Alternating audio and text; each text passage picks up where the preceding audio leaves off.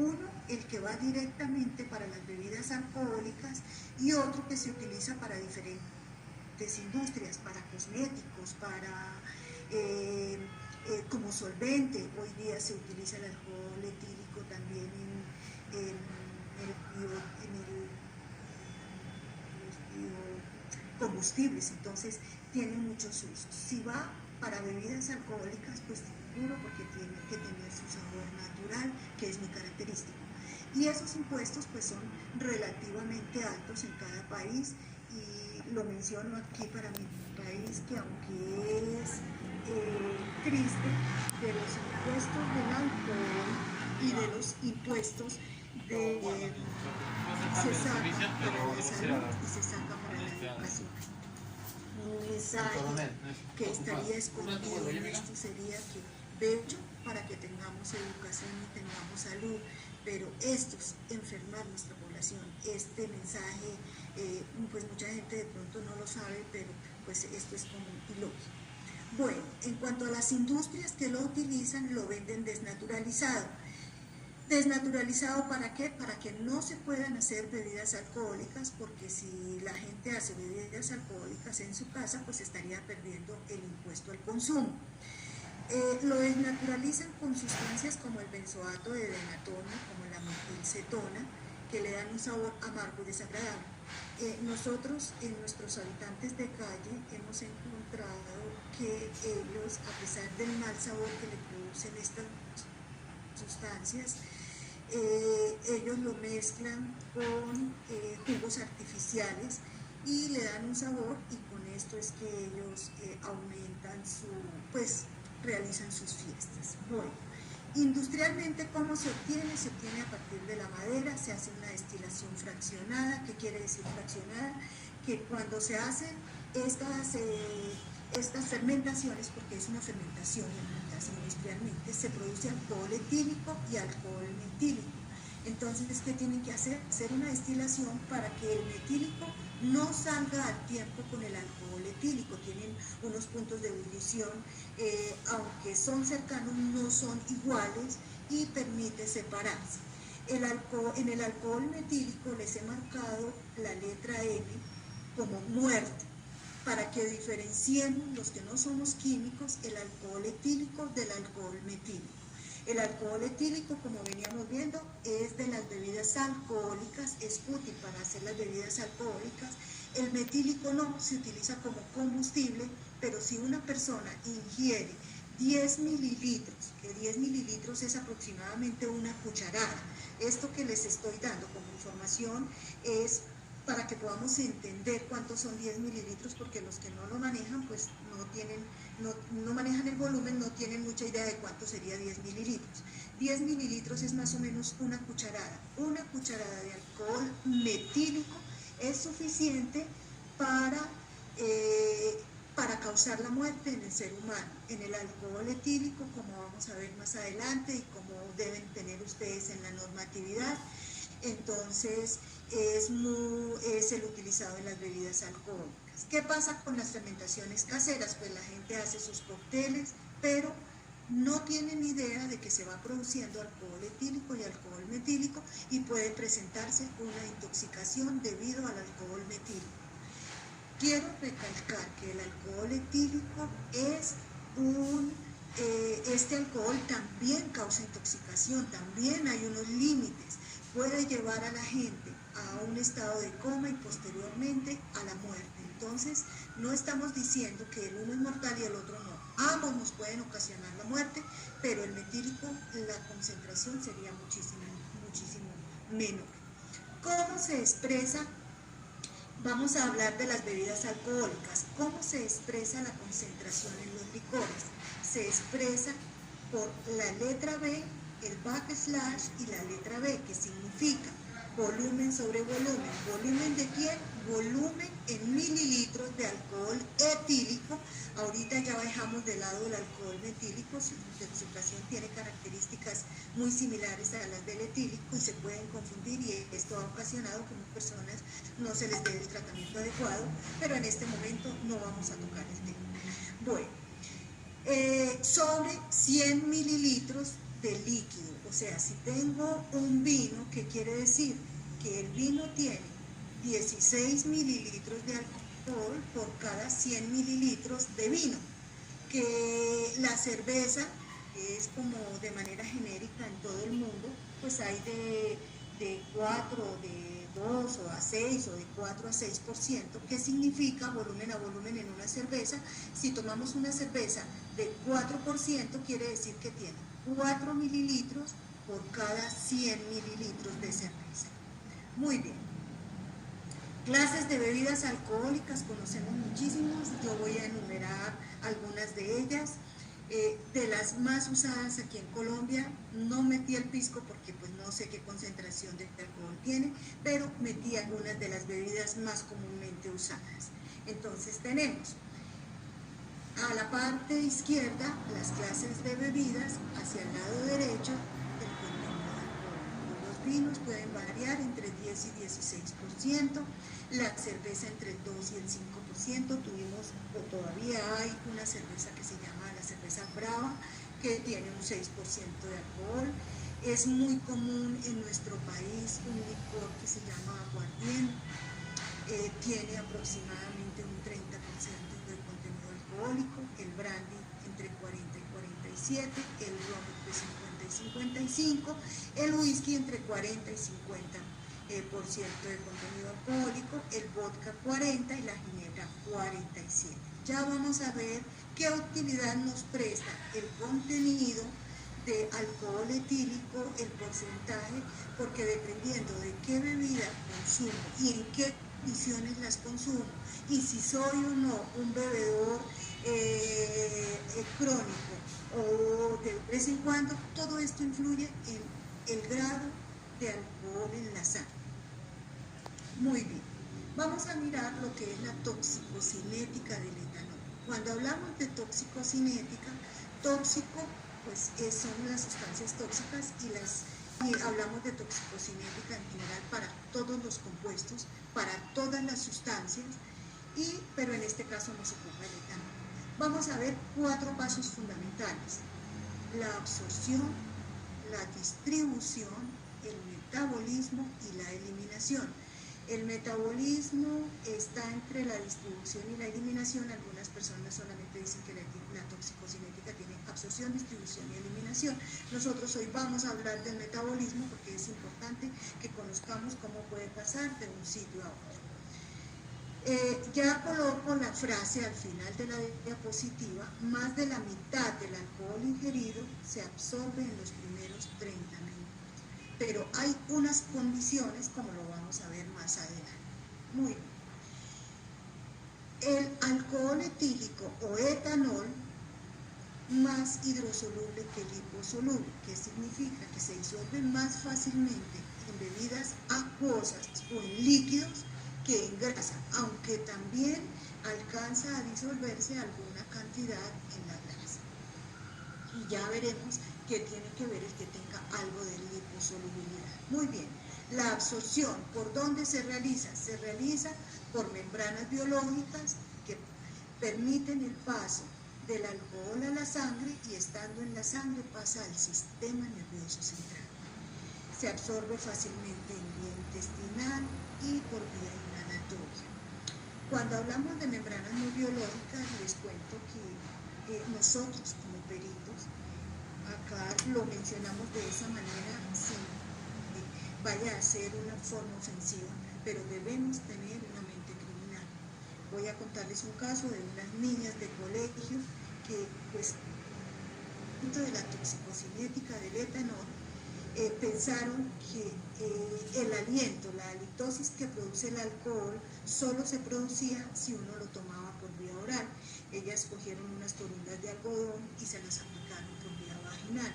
El alcohol sigue su ruta, se absorbe por membranas biológicas, pasa al hígado y hace todo su proceso. Y claro, pues se dieron cuenta que habían estado bebiendo, pues no de forma oral, pero que habían consumido de alguna manera alcohol etílico. Bueno, entonces, cuando nosotros consumimos vía oral alcohol etílico, el 20% del alcohol que llega, que ingresa al estómago se absorbe en el estómago y el 80% cuando pasa al intestino. Entonces es muy importante conocer que no es en el estómago donde se absorbe todo el alcohol, solo se absorbe el 20% en el estómago y el 80% en el intestino. Y de ahí pasa a todos los tejidos, de ahí se distribuye en todo el organismo.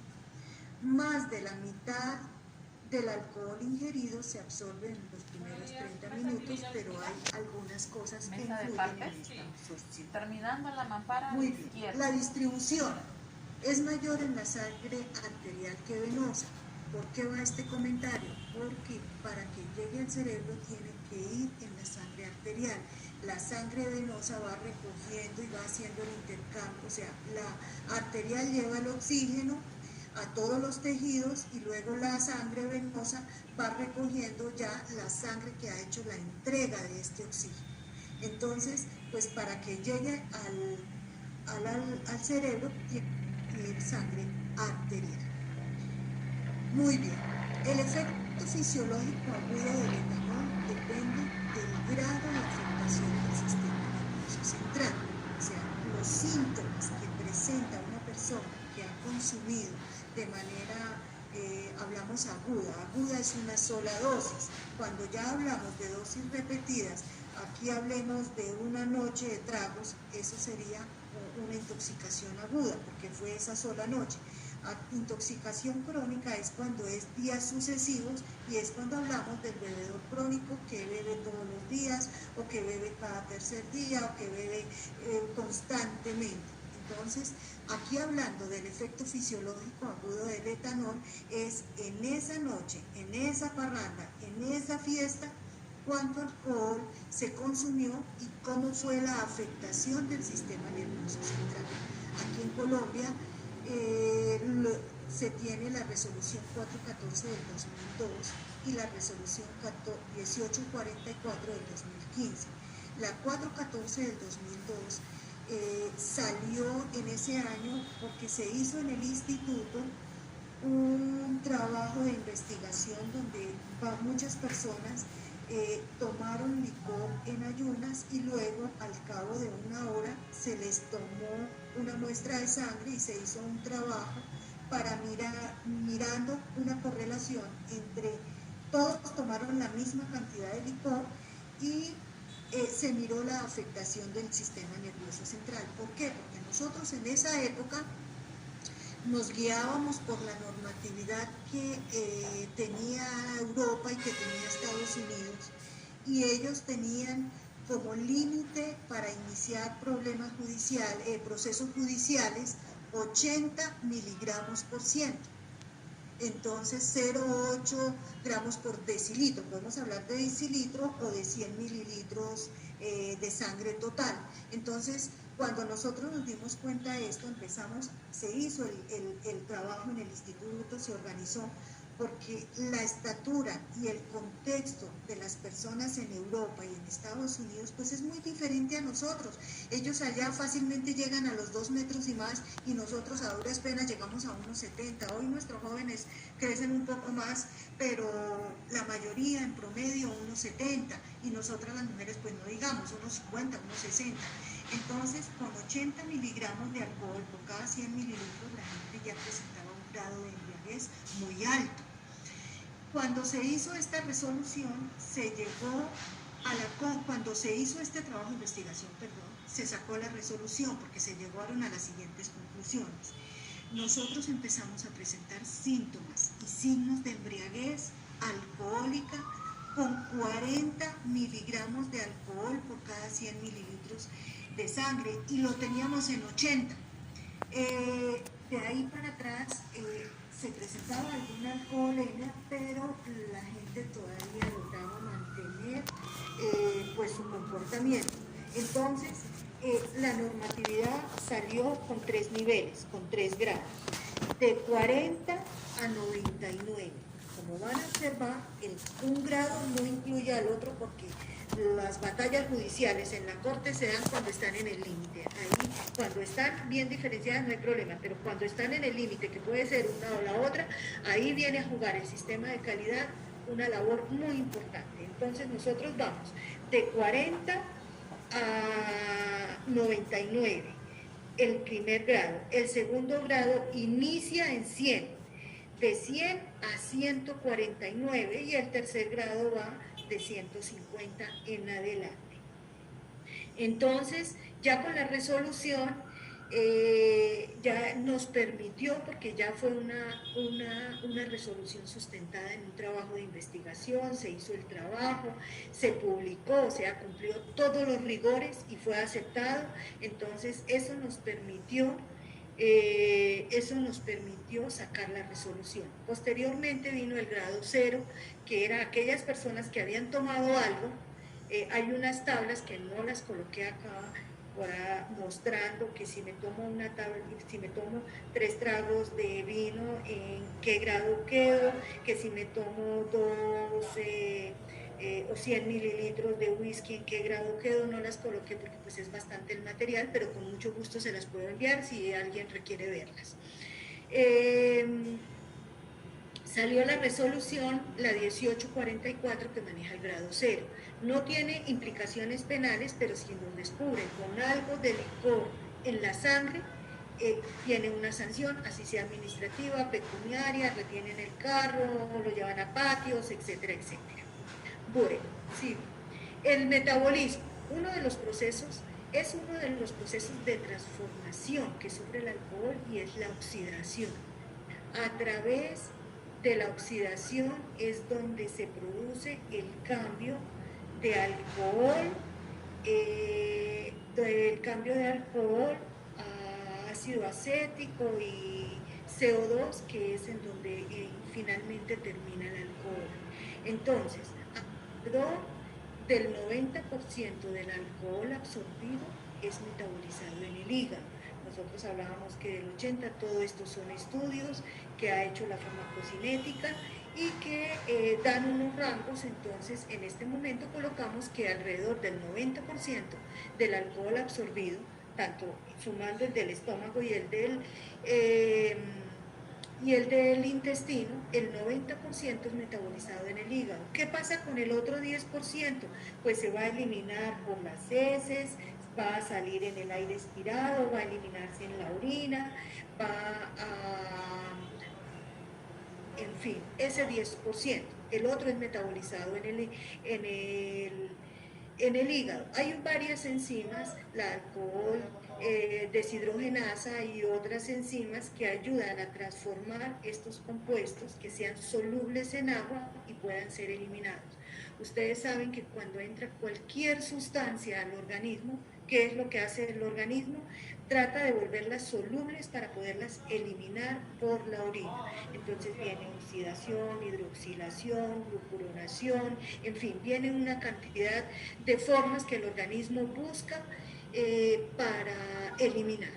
Luego de que ya ha hecho todo este proceso, entonces viene la excreción, y como lo informábamos en la diapositiva anterior, al excretarlo, el hígado transforma el 90% y el otro 10% sale por las heces, la saliva, la orina, el sudor y el aire expirado. A la saliva le corresponde el 5% de ese 10%, o sea, el 5% se elimina por la saliva. Pero ¿qué sucede con la saliva? La saliva la pasamos, la tragamos, entonces vuelve al estómago y ya pues una muy pequeña porción hace todo el mismo proceso. Muy bien. ¿Qué sucede con el comportamiento de las personas que consumen bebidas alcohólicas? Entonces, muy fácilmente nosotros que hemos estado en reuniones podemos ver el comportamiento de las personas. Algunas llegan al punto que pueden quedar dormidas, pero a veces este adormecimiento es de tenerle cuidado porque pueden ingresar muy fácilmente a un estado de coma. ¿Qué le sucede también a muchísimas personas? Se produce emesis, cuando el organismo hace que el contenido estomacal salga por la boca cuando hay una intoxicación. Entonces, normalmente la persona que en término popular decimos vomita, esta persona está intoxicada y el organismo elimina lo que hay en el estómago para que no se siga absorbiendo porque la persona va camino a una depresión respiratoria. Muy bien, llegamos a dos términos que son muy importantes para todos nosotros. Embriaguez, que es diferente de alcoholemia. ¿Qué es la alcoholemia? La alcoholemia es la medida de alcohol etílico en sangre total. Si yo la mido en suero, si yo la mido en otro tipo de matriz, no es alcoholemia, es una medida y me da una idea del alcohol etílico que tiene una persona. Pero la alcoholemia como tal es la medida de alcohol etílico en sangre total. ¿Cómo la expresamos? La expresamos aquí en Colombia por miligramos por cada 100 mililitros. En miligramos por cada 100 mililitros. Bueno, ¿qué es la embriaguez? ¿Por qué es diferente a la alcoholemia? La embriaguez mira los síntomas y signos que presenta una persona cuando está bajo el efecto de una sustancia depresora. Entonces vamos a mirar qué signos o síntomas presenta. ¿Qué sustancias depresoras primero tenemos? Tenemos las benzodiazepinas, que a nivel del mundo se utilizan, tenemos el alcohol etílico, tenemos opiáceos que son depresores, tenemos los cannabinoides que son depresores y alucinógenos. Entonces, la embriaguez mira los síntomas y signos. Cuando un médico revisa a un paciente para ver qué tipo de embriaguez, qué signos de embriaguez presenta, entonces presenta ciertos signos y él tiene que diferenciar, tiene que saber si esta embriaguez es producida por el alcohol o por otro tipo de sustancias. Cuando unos amigos se reúnen y van a parrandear y están en una mesa tomando licor y de pronto en la mesa de al lado hay unas chicas muy bonitas, se empiezan a mandar mensajes, al final las chicas terminan en la mesa de los señores, todos van bebiendo, ya los señores han bebido una cierta cantidad de alcohol y hoy día también nosotras lo hacemos, pero resulta que estas chicas que se acercaron a la mesa de los señores lo que quieren es robarlos, le van a adicionar a su trago benzodiazepinas, le van a adicionar lo que en muchos medios de comunicación llaman escopolamina y un efecto depresor del alcohol sumado a un efecto depresor de las benzodiazepinas, la persona pierde la conciencia, no la puede despertar para que tome la conciencia de que lo van a robar, pero presenta algunos síntomas, obedece órdenes, van a los cajeros, sacan la plata porque pueden ser despertados, pero no van a recordar lo que pasó. Esos son síntomas de embriaguez.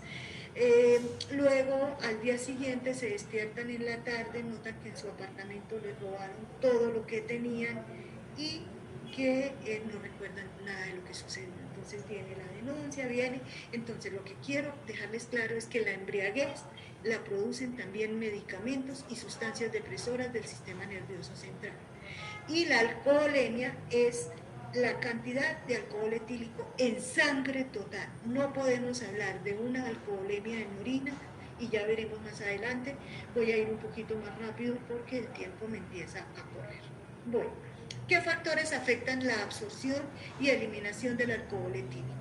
En primer lugar, el estómago vacío.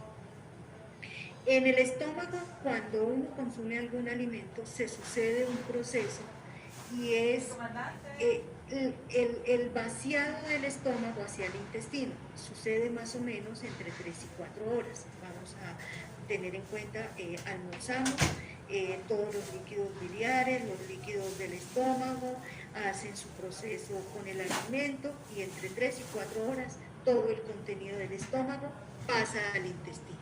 Eso es lo que llamamos un vaciado gástrico.